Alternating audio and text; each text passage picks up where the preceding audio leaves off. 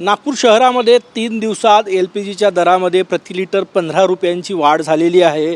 आपण हे दृश्य या ठिकाणी बघू शकतो। आज LPGचा दर जो आहे तो 135 रुपये लिटर आहे। काल दुपारपासून ही दरवाढ जी आहे ती या ठिकाणी पाहायला मिळत आहेत। शुक्रवारी याच LPGचा दर 120 रुपये लिटर होता, परंतु 3-4 दिवसात दरवाढ झालेली आहे। इराण इस्रायल युद्धाचा परिणाम म्हणून जे आहे ते नागपुरातील 80% LPG पंप बंद आहे।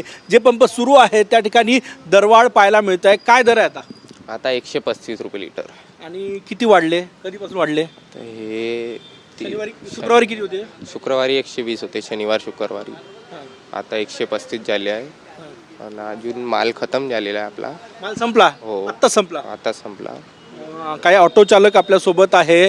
दादा, 135 रुपये लिटर LPG झालेला आहे, परवडते का ऑटोला? गाडी चालवायची की नाही चालवायची आम्हाला हे नाही कळत आहे। कारण घर चालवायचं आहे का नाही चालवायचं आहे। म्हणजे अगर गाडी पण बॅटरीवाली गाडी घ्यायला गेली तर 4 लाख रुपयाच्या वरती गाडी जाते। आता हे घेतली आपण NCची गाडी आहे, जी CNG आहे, तर मग काय करायचं? नाही भेटत आहे तर गाडी उभी ठेवायची का घर चालवायचं का नाही चालवायचं? नक्कीच हा ऑटोवाल्यांचा प्रश्न आहे। इराण इस्रायल युद्धाचा परिणाम जो आहे तो LPGच्या दरावर होतो आहे। आधी तर पुरवठा नाही, नागपुरातले 80% LPG पंप बंद आहे। जे पंप सुरू आहे त्या ठिकाणी दर जे आहे ते 3 दिवसात जवळपास 15 रुपये प्रति लिटर दर वाढलेले आहे। कॅमेरामॅन सचिन सयामसह गजानन उमाटे, TV9 मराठी, नागपूर।